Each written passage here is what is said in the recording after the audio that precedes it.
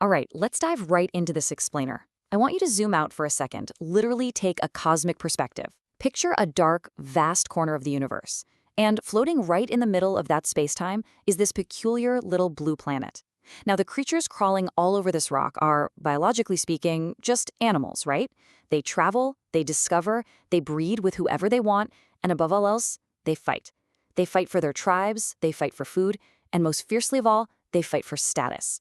But there's a massive evolutionary divergence on this planet, which is exactly what we're going to unpack today. We're focusing on a very specific, kind of fascinating subset of these creatures. We'll call them Animal H. Now, you probably know exactly what that H stands for, but for the sake of our zoological observation today, let's keep a bit of analytical distance.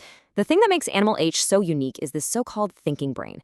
You'd assume a tool that powerful is used entirely for logical reasoning, right? Well, actually, scratch that, not quite. While a select few do use it to turn imagination into reality, the vast majority use this incredible processing power just to invent reasons to justify their own perceived superiority over everything else. So, let's move into Chapter 1, the jealousy engine. You see, this perceived superiority they have, it's incredibly fragile. When some of these animals actually put their reasoning power to work and build something amazing, what do the others do? They don't celebrate it. No way. They get jealous. The source material for this explainer points out that jealousy is literally the default behavior of Animal H. It's their core emotional driver. The exact psychological cycle that runs their world kicks off with, step 1, the fear of losing what they value most. And that isn't a physical object. It's the position of being admired or respected, or even feared. When they feel that respect slipping away, we hit step 2, a burning discomfort and anxiety. This intense burn feeds directly into step 3, which is rivalry and retaliation, inevitably locking them into step 4, this endless, obsessive urge to just outdo one another. This 4-step jealousy engine is literally what turns their imagination into reality. But with every single turn of its gears, it edges their planet closer and closer to becoming an absolute hell. That brings us to Chapter 2, A History of Outdoing. This jealousy engine isn't some modern glitch in the system. It's fueled their entire evolution. This desperate craving for status has basically been the catalyst for continuous, accelerating mass destruction throughout their timeline. I mean, history completely proves the point. The instinct to destroy and outdo is identical, regardless of the era. Look back at ancient times. The story of Adam's sons. The very first bloodshed wasn't about surviving starvation. It was entirely about status and power. Fast forward to the 1940s and World War II. The drive to wipe each other out led to an atomic bomb that can vanish thousands of lives in seconds. Then in the 1960s, it escalated to the Cold War space race. And today, well, they built this miraculous globally connected internet and almost immediately turned it into a digital battleground of spam apps just to hack each other's data. From primitive stones to advanced rockets to digital code, the pattern literally never changes. Just think about the context behind that famous space race quote. When the Russian tribe of Animal H took that first massive leap into space, testing if they could actually break free from Earth, how did the American tribe react? They certainly didn't pop champagne to celebrate a huge milestone for the species. Instead, they bristled. They were totally consumed by jealousy. Their leader stepped up and declared they would land on the moon within the decade. That entire monumental endeavor of touching the stars, driven by pure, bristling jealousy, rather than shared celebration. They just had to outdo the other tribe. Which leads to what the source humorously calls the devolution of combat. It's kind of funny. As their thinking brain evolved, their bravery actually regressed. Originally, Animal H fought face-to-face. It was brutal, sure, but it was direct and brave. Thousands of years later, they started showing their quote-unquote bravery from millions of miles away, just pushing buttons. The source actually calls these ones fatus, basically cowards. Fast forward a bit more to today, and we've got the fattest pro. This is the animal sitting at home, completely isolated, just fighting and barking aggressively at everyone else through a phone screen. The physical courage completely evaporated, but that urge to fight, still as potent as ever.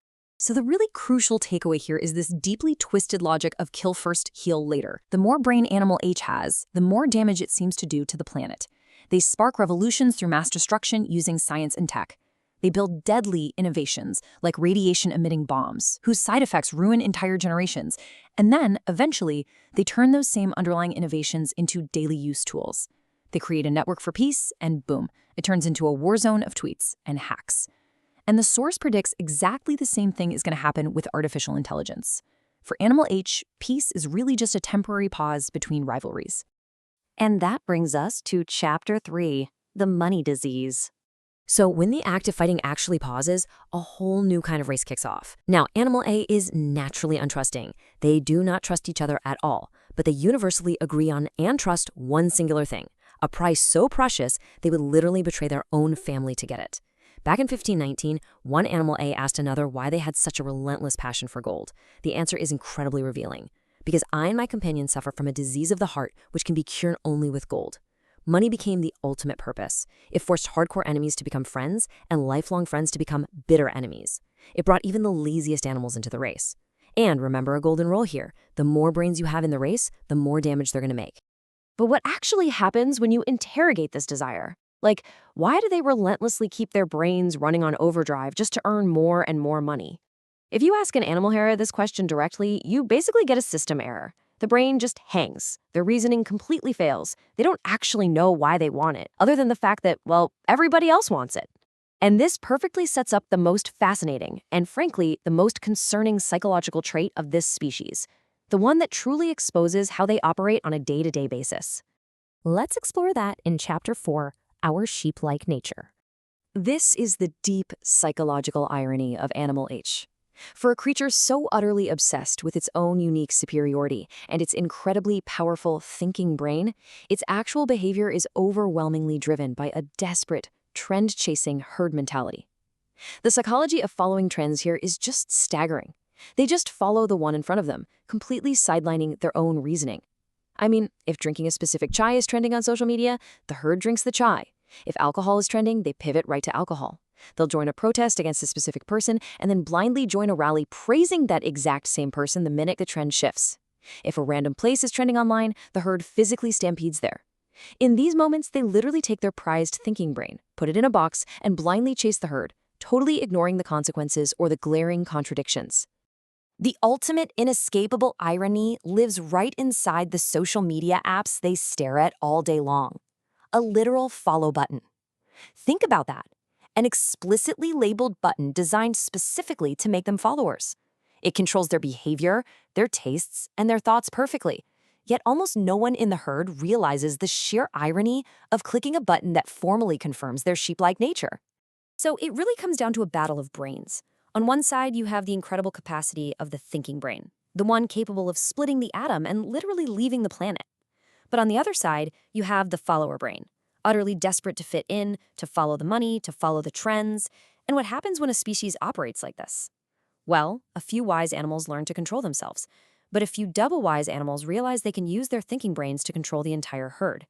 They exploit this desperate urge to belong, steering the blind followers wherever they want them to go. By constantly trying to prove they're better than other animals through their intellect, Animal H so often ends up behaving much, much worse. Which leaves us with a final, pretty striking reality. Copernicus proved the Earth isn't the center of the universe.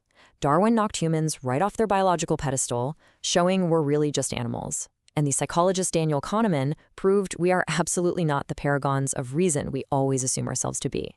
The thinking brain is rare, the follower brain is the default.